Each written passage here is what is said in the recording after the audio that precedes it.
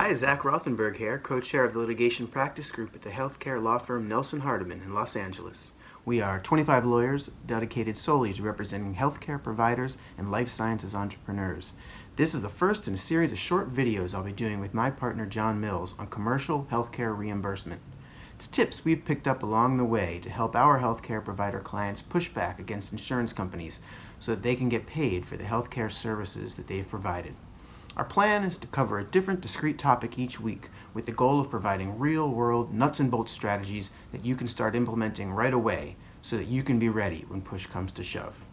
Now, I apologize because I'm new to making videos, so please pardon the awkwardness and the quarantine hairdo. If you have any questions or comments or suggestions for other video topics, please reach out. My email is zrothenberg@nelsonhardiman.com and my phone is 310-203-2800. Today's topic is essential documentation. I file lawsuits on behalf of healthcare providers against insurance companies all the time. My first task is always collecting my own clients' documents. It can vary from case to case, but here are the essential records that I can practically guarantee I'll need to support our case and that you should make sure you have. Number one, network agreements. If you are in network with the insurance company, your network contract will likely be the spine of any case you have against the insurance company. It will identify your obligations as the provider and the insurance company's obligations as the payer. Number two, the assignment of benefits.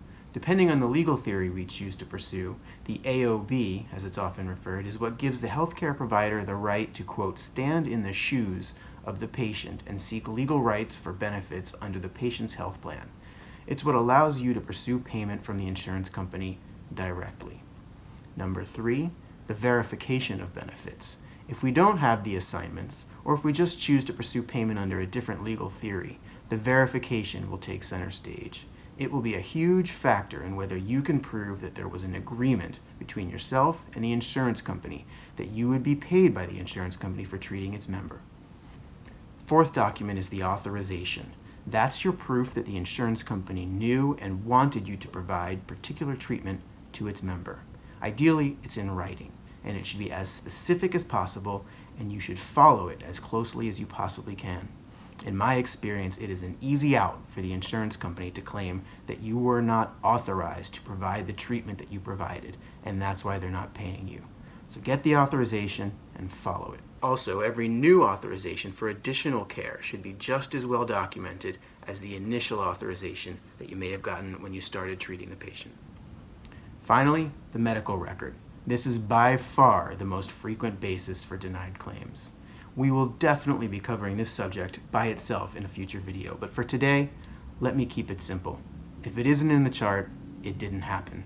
You should be regularly auditing your own charts to make sure they are detailed, accurate, and complete. If there is no worse feeling than knowing you provided the services, but the insurance company won't pay for them because they didn't end up in the chart.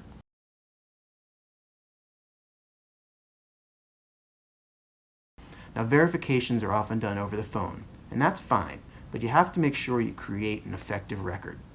Tip number one, have a script. Make sure that you or your staff are going through the issues in a methodical way and you don't forget anything. It's better to prepare in advance than to take your chances in real time. Number two, have a fill-in-the-blanks form that you fill out along the way to make sure you know exactly what you need to be recording. Number three, include the date, the time, the insurance company representative's name, and a reference number if you can. And there are four basic questions you want to be figuring out during these calls. Number one, confirm the coverage for the intended services you plan to provide. Number two, know the patient's status with their own financial responsibility. What portion of their deductible or out-of-pocket max have they already paid, or have those been met in full? Understand how the allowed amount is calculated. That's the total amount that will be paid for your services. Is it based on a percent of billed charges? Is it based on a Medicare rate?